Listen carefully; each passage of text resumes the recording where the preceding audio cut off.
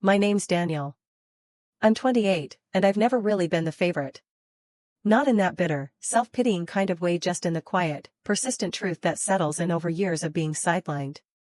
My sister, Amelia, is 2 years older, blonde, bubbly, valedictorian-turned-marketing exec who always got the loud applause, the extra scoop of dessert, the "you're going places" pep talks. Me? I got, "At least you're trying." Growing up, it was always her dance recital, her birthday bashes, her achievements hung up on the fridge while mine collected dust in drawers. I didn't resent her, exactly, it wasn't her fault, but I noticed. Of course I noticed. Still, when she called me 8 months ago, voice sugary and breathless, to say, "Danny, I'm getting married. I want you there," obviously, I said, "Congratulations," like a good brother. I asked the date. I booked time off work. I mailed a handwritten RSVP. I even asked if she wanted help with anything, thinking maybe I'd be asked to usher, or do a toast, or at the very least sit somewhere among the people who actually knew who I was. "No need," she texted later. "Just show up and enjoy. We've got everything covered." The exclamation mark annoyed me more than it should have. But whatever. I figured it was her big day, her moment, and maybe for once I could just play the part of the supportive brother and not overthink it. The wedding was at some country club outside the city, ivy-covered walls, swans in a pond, that kind of place. I wore my best suit, pressed shirt, even polished my shoes. I bought a card with a quiet quote about love, wrote something thoughtful, and tucked a $5,000 check inside. It was a big gift, I know, but I'd recently gotten a decent bonus from work, and despite everything, I wanted to do something meaningful to show that I was showing up, that I mattered. The moment I stepped into the venue, though, that old feeling crept back like a draft through a cracked window. Everyone was dressed to the nines, laughing and clinking glasses. I recognized a few of Amelia's college friends, her in-laws, even her high school chemistry teacher, but not one person looked my way. No smile, no nod, no "hey, you must be the brother." I figured maybe they hadn't seen me. I made my way to the card box by the guest book and gently slid the envelope in, a little internal moment of pride. That would help with the honeymoon, maybe a down payment, maybe something they'd tell stories about later. Remember when Danny gave us that check? That really meant a lot. And then I looked for my seat. Rows of tables, white linens, gold trim place cards, fine china. I scanned for my name. Nothing. I checked again. Still nothing. That prickly heat started creeping up my neck, the one that makes your ears feel hot when you realize you've been overlooked. I tried not to panic, assuming maybe my name was under a middle name or misspelled. Then a server, kind but visibly busy, glanced at my puzzled expression and said, "Oh, the overflow seating is over there." "Overflow?" I asked. She pointed to a small round table by the exit door. One stool, no linens, no place card, no meal, just a sad glass of water and a flickering candle that looked like it had been used already. I stared at it like it was some kind of joke, but it wasn't. It was my seat. I approached slowly, trying to tell myself it didn't mean anything, that maybe they ran out of space, that someone would come and explain. But as I sat, if you could call perching on a wooden stool sitting, I started to hear the whispers. "Who's that?" "I think that's her brother, the backup one." I turned slightly and caught the eyes of her new husband's aunt and uncle. They didn't even flinch, just turned back to their shrimp cocktails and kept talking like I wasn't there. I looked toward the head table. My parents were front and center, smiling, beaming, taking selfies with Amelia like she was royalty. My dad, who once forgot to pick me up from school because he was too busy proofreading her college essay. My mom, who used to tell me I should try smiling more like Amelia did so people would want to be around me. I stared at the flickering candle again. $5,000. I had walked in here thinking maybe, just maybe, this was going to be a fresh start, that my presence, my gesture would matter, that I'd finally feel like part of something. Instead, I was seated like a waiter on break, ignored like background noise, whispered about like I was some awkward footnote in my sister's fairy tale. I stood up. No one noticed. I walked back over to the gift table. Still no one noticed. I opened the card box, slipped my envelope out, and tucked it back into my coat pocket, still quiet, still invisible, until I hit the hallway halfway to the front doors, and I heard it. A sharp, high-pitched voice behind me, "Where is he?" I paused. It was Amelia. And she was furious. That's when the murmurs turned, footsteps behind me, her voice getting closer, louder, sharper. But I didn't turn around. Her heels clicked violently against the marble floor, each step like a warning shot. I didn't rush. I walked at a measured pace, straight through the foyer, past the floral archway they'd set up for photos. I heard my name once, Daniel, sharp, slicing through the clatter of silverware and soft music. Then again, more urgent, Daniel, what's wrong with you? I turned only when I reached the front doors. There she was in full bridal glory, white satin dress flaring out, hair done in intricate curls, a veil draped behind her like a pageant sash. But the look on her face, it wasn't grace or poise. It was rage. Her cheeks were flushed, not from champagne, but from fury, her eyes locked onto mine like I'd just committed treason. You can't just leave, she hissed. What are you doing? I raised an eyebrow. Didn't realize I was supposed to stay. She stormed up, glancing around as if trying to keep her meltdown somewhat private. You left your seat? You mean the stool? I asked, voice calm by the door. No meal, no name tag. No one spoke to me. Not even you. She blinked, thrown off by the composure in my tone. I didn't think you'd care, she said finally, as if that excused it. You didn't think I'd care about sitting alone at my sister's wedding with strangers whispering that I'm just the backup? Her jaw clenched. You're being dramatic. It was just a mix-up. We had more people RSVP last minute. And you put your husband's cousin's boyfriend at the main table, I said, cutting her off. But I get the folding stool near the fire exit. She tried to laugh it off, fake and brittle. You're making this into a thing. It's my wedding day, Daniel. Can you not be like this for once? That hit harder than it should have. Not because of what she said, but because of how easily it rolled off her tongue. Like I was always the problem. Like I'd spent my life walking around with a storm cloud above me that ruined her sunshine. That was the story, wasn't it? I was the quiet one, the moody one, the awkward brother who didn't fit into the family Instagram grid. I gave you a check, I said quietly. A gift. $5,000. Her eyes narrowed. You what? I tapped the inner pocket of my coat. Past tense. I took it back. Now her composure cracked. You can't do that. Funny, I said. I thought the same thing when you gave my seat to a stranger and made me sit by the trash can. She sputtered, actually sputtered, like a cartoon villain choking on her own script. It wasn't about you. Why do you always have to make it about you? I didn't, I said. That's the point.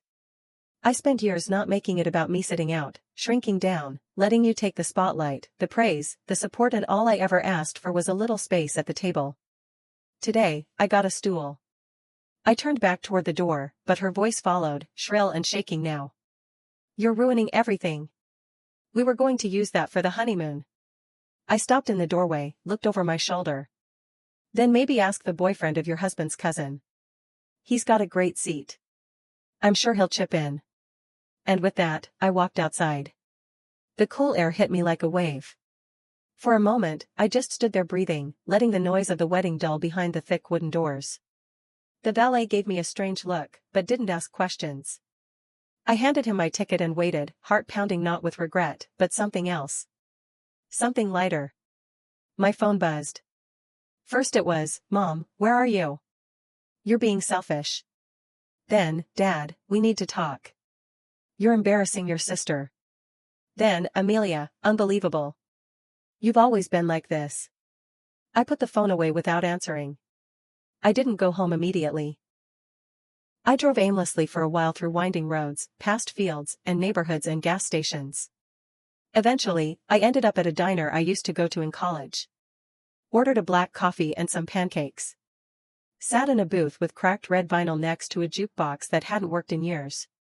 I looked at the check in my coat pocket, still tucked neatly inside the card. The quote inside read, "Love doesn't make the world go round. Love is what makes the ride worthwhile." I meant it when I wrote it. I really had. I wanted this to be a bridge, a beginning. But you can't build bridges with people who treat you like a backup plan, like a placeholder. I sipped my coffee slowly, letting the silence stretch. And then my phone buzzed again. But this time, it wasn't a text. It was a photo sent by a cousin, one of the few I actually liked. It showed the wedding cake untouched, the band pausing mid-song, and Amelia standing in the middle of the dance floor, red-faced and frantic. Underneath he'd written, "Bro, you broke the bride." I stared at it for a long moment. And then, for the first time in a long time, I laughed.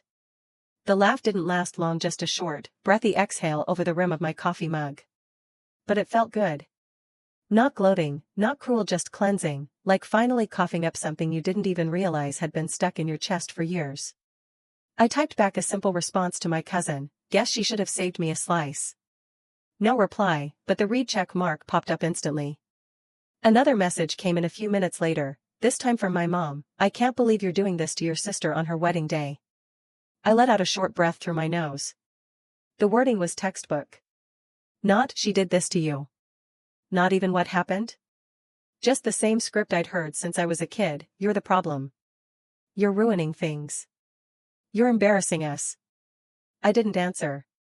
The waitress, a woman probably in her mid-50s with a kind smile and tired eyes, came by and topped off my coffee. "Rough day?" she asked, not prying, just genuine. I gave a small smile. "Family stuff?" She nodded knowingly. "Ain't that always the kicker?" I stared at the steam rising from the cup, thinking about all the years I'd spent trying to smooth things over, play peacekeeper, be the one who didn't make a fuss. Every birthday forgotten. Every holiday where Amelia got a speech and I got a nod. Every family photo I was cropped out of or asked to take. It added up.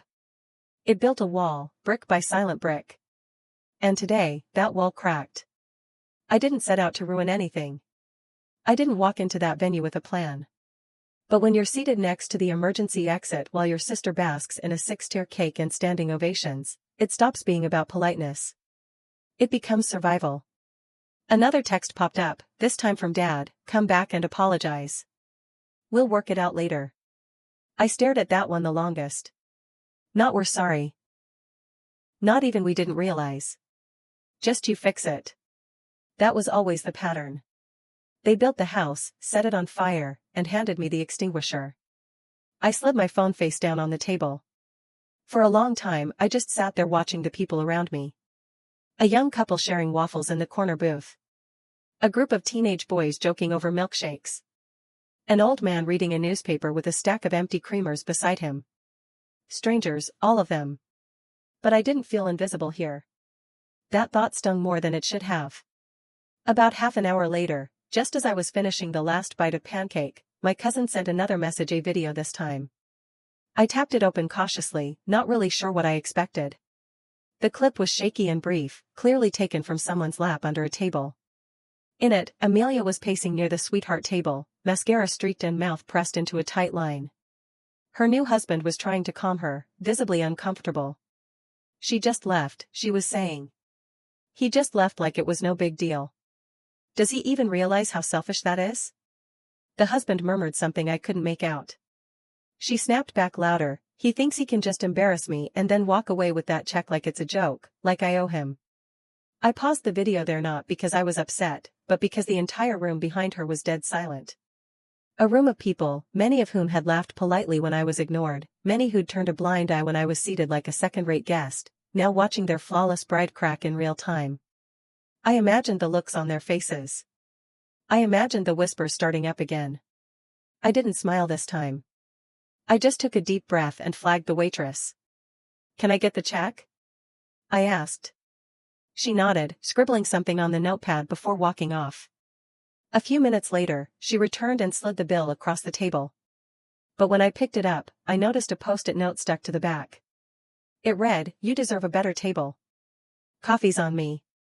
And that hit harder than any apology from my family ever could have. I left a 20 under the mug and walked out into the late afternoon light. Check still folded in my pocket, phone still buzzing in my coat. As I unlocked my car, another message came through. This one from Amelia herself. Just 2 words, "You're done." I didn't open it. I didn't need to. I slid into the driver's seat, turned the key, and pulled away from the diner with no real destination in mind. I didn't go home that night. Instead, I drove out to the lake an hour north, the one where our family used to camp when I was a kid, back before things got complicated. Before Amelia got her first modeling gig and Dad started saying things like, "You should take notes from your sister." Back when Mom still packed 2 thermoses of cocoa instead of just one, and I wasn't treated like an afterthought. I parked near the edge of the water, cracked the windows, and let the quiet settle over me. No music, no calls, just me, the cool night breeze, and the flicker of moonlight dancing on the water. I slept in the car that night. Didn't mean to. Just dozed off watching the stars. And when I woke up to the sun rising over the lake, I realized something that should have hit me years ago. I wasn't mad anymore. I was done. Done trying to earn space in a family that kept shifting the goalposts. Done shrinking myself to avoid causing ripples. Done financing the fairy tales they wrote me out of. When I got back into town that morning, I took the check, still sealed inside the card, and drove to the bank. I thought about tearing it up or mailing it back just to make a point, but instead, I deposited it back into my own account. My money, my boundary, my right. That same afternoon, I started blocking people. First Amelia, then Mom, then Dad, then the flying monkeys, the aunts, cousins, the family friends who'd texted some version of, "You need to apologize. It's not that deep." I didn't explain. I didn't argue. I didn't leave a dramatic exit message in the group chat. I just walked off stage mid-performance, and the silence that followed was beautiful. It took a few days for the real fallout to begin. Apparently, the story that spread at the reception was that I'd stormed off because I was jealous. Amelia told everyone that I demanded to be seated at the head table and threw a tantrum when she declined. My mother, ever the martyr, cried to her church group that I'd humiliated the family and abandoned my sister on the most important day of her life. But narratives can only hold when no one pushes back. And I wasn't the only one who'd noticed how I was treated. That same cousin who sent me the video posted a photo of the sad stool by the exit on Instagram with the caption, "This is where they sat the groom's brother." Priorities. Comments flooded in, some passive-aggressive, some blunt. One read, "Wait, isn't that the guy who gave them $5K?" Another, "That's disgusting. You don't treat family like that." And then someone from the groom's side commented, "She spent half the reception yelling about a missing check. Maybe if she cared as much about her brother as she did about her gift, he wouldn't have left." The truth leaked out in bits and pieces. Turns out Amelia's perfect image couldn't withstand much pressure, especially not once people realized the guy they called the backup son was also the one who had paid for her first semester of grad school when Dad refused, or that the awkward brother was the one who drove 4 hours to fix Mom's leaky sink last winter while Amelia was in Greece finding herself. I didn't correct the story. I didn't need to.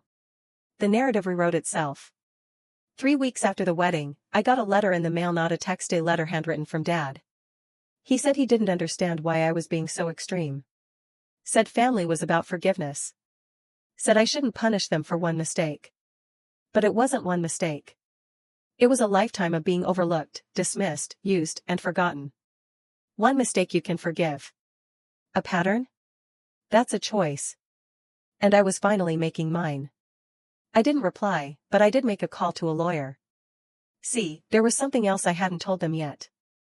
3 years ago, after I started doing well at work, I bought a small rental property, a duplex across town. The bottom unit was mine. The top I rented to a nice couple. When Mom and Dad were going through a rough patch financially, I offered to let them live in the bottom unit rent-free for a while, just until they got back on their feet. 3 years later, they were still there.